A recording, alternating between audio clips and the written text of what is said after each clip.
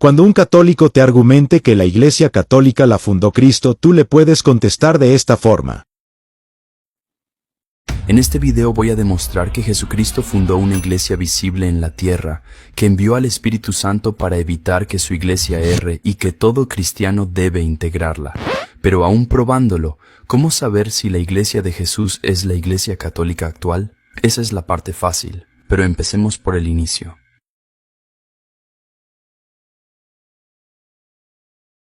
En Mateo 16:18 Jesús dice, edificaré mi iglesia. Parece bastante simple, pero profundicemos en esto. Si Jesús dice, mi iglesia, eso significa que tiene una. Él no dijo iglesias, y eso significa que es suya. Pero, ¿a qué se refiere con iglesia? Bueno, en el griego original esa palabra es eclesía. Eclesía y su equivalente hebreo son una asamblea unificada reunida con un propósito común.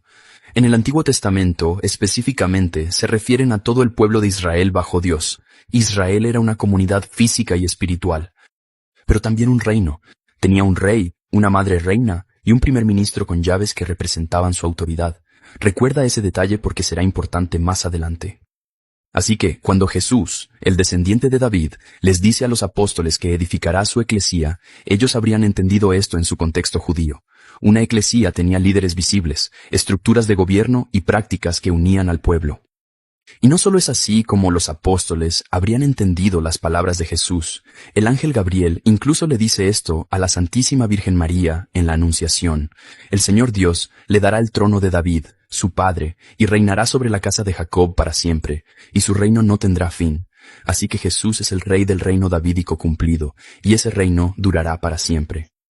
Pero Jesús ascendió al cielo. La pregunta es, ¿qué pasó con el líder visible? Aquí entran las llaves. Recuerda, en el Antiguo Testamento, Dios designaba a un funcionario central, un primer ministro o mayordomo del reino, que guiaba al pueblo en nombre del rey en su ausencia. Y para ver cómo esto se conecta con la iglesia que Jesús está fundando, tenemos que mirar lo que Dios le dice al antiguo mayordomo cuando nombra a alguien nuevo para ese cargo. Leemos en Isaías 22, pondré tu autoridad en su mano, y él será un padre para los habitantes de Jerusalén y para la casa de Judá. Pondré sobre sus hombros las llaves de la casa de David. Él abrirá y nadie cerrará. Él cerrará y nadie abrirá. Ahora, en el mismo pasaje donde Jesús dice que edificará su iglesia, mira lo que le dice a Simón. Y a ti te daré las llaves del reino celestial. Lo que ates en la tierra será atado en el cielo, y lo que desates en la tierra será desatado en el cielo. ¿Te suena familiar? Lo que Jesús dice es paralelo al lenguaje del Antiguo Testamento para describir al mayordomo mayor del reino de Dios.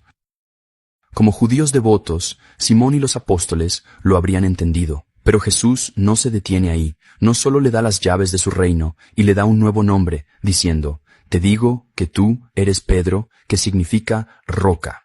Así como Dios cambió el nombre de Abraham y Jacob en el Antiguo Testamento al darles roles de liderazgo, Jesús cambia aquí el nombre de Simón. Luego Jesús le explica a Simón, ahora Pedro, por qué le está dando este nombre. Te digo que tú eres Pedro, y sobre esta roca edificaré mi iglesia.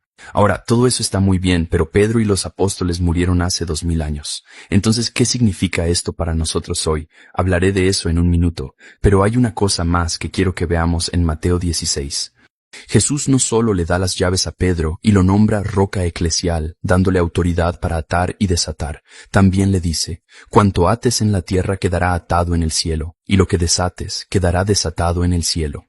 Para los rabinos, esto significaba definir lo lícito, interpretar la ley, resolver disputas y gobernar.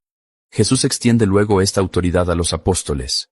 En San Lucas Jesús les dice, yo les confiero un reino, como mi Padre me lo confirió, para que coman y beban a mi mesa y se sienten en tronos a juzgar a las 12 tribus de Israel. Así, Jesús se remite a la estructura del pueblo de Dios del Antiguo Testamento, nombrando líderes, pero ahora para gobernar al pueblo del Nuevo Testamento.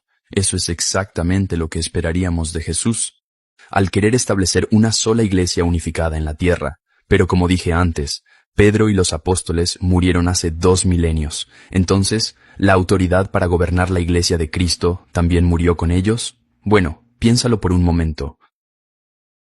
Si Jesús consideró importante que hombres con su autoridad guiaran a la iglesia en el primer siglo, ¿por qué se detendría en el segundo siglo, el tercero o el siglo XXI?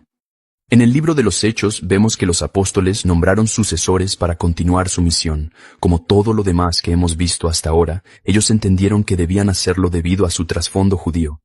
Por ejemplo, el sacerdocio levítico fue hereditario. Elías pasó su manto a Eliseo y Moisés transmitió su autoridad a Josué. También en Hechos 1, al quedar vacante el cargo de Judas, los apóstoles lo reemplazan. Pedro se levanta declarando que otro tome su cargo.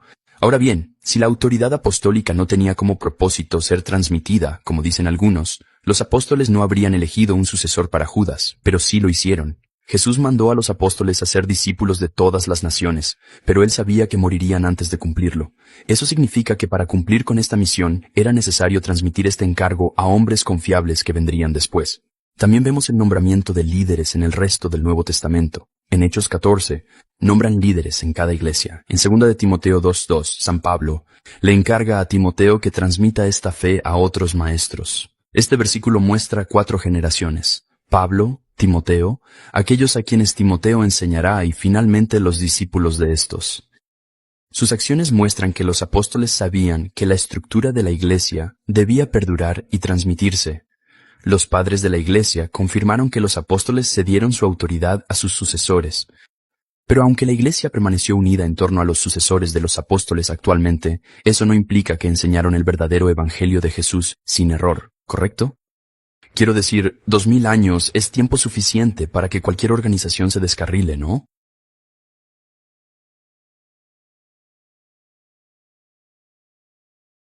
Mira estas promesas de Jesús. El Espíritu te guiará hacia toda la verdad. Las puertas del infierno no prevalecerán. Estaré contigo siempre. El Espíritu te enseñará todo. Y después de que Jesús asciende de nuevo al cielo, vemos que la iglesia que dejó atrás toma decisiones doctrinales vinculantes de inmediato. Por ejemplo, en el Concilio de Jerusalén, en Hechos 15, surge un debate. Los apóstoles y líderes deciden algo vinculante con la autoridad del Espíritu Santo, tal como Jesús lo prometió. Este es el modelo de la Iglesia de Jesús.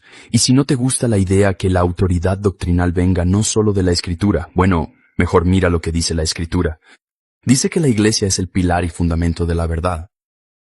No dice que la Iglesia es el pilar y fundamento de la verdad solo en el primer siglo. Eso no tendría ningún sentido. Y si la única iglesia que Jesús fundó cayó en el error, entonces Jesús o no pudo proteger su iglesia o se negó a hacerlo, lo cual socavaría el cristianismo en su totalidad. Así que, hasta ahora hemos visto que Jesús fundó una sola iglesia y que nombró a los apóstoles como líderes y que ellos nombraron sucesores para guiar a la iglesia y que el Espíritu Santo vino a guiarlos, preservándolos del error. Pero ante las miles de denominaciones actuales, ¿cómo podemos identificar a la única iglesia verdadera que fundó Cristo? Bueno, en primer lugar, esa iglesia tendría que poder rastrear su liderazgo hasta Pedro y los demás apóstoles, haber permanecido unida en la misma doctrina desde entonces y tener una jerarquía visible que abarque todo el mundo. Pero resulta que no hay tantos candidatos.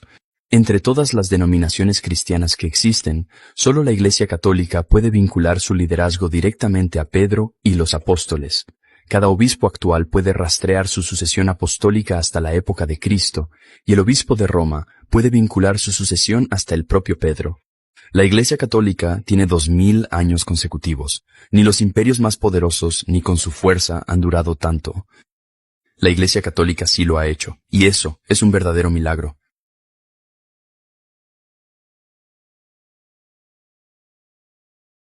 Justo antes de la pasión y muerte de Jesús, Él oró para que todos sean uno, para que el mundo crea.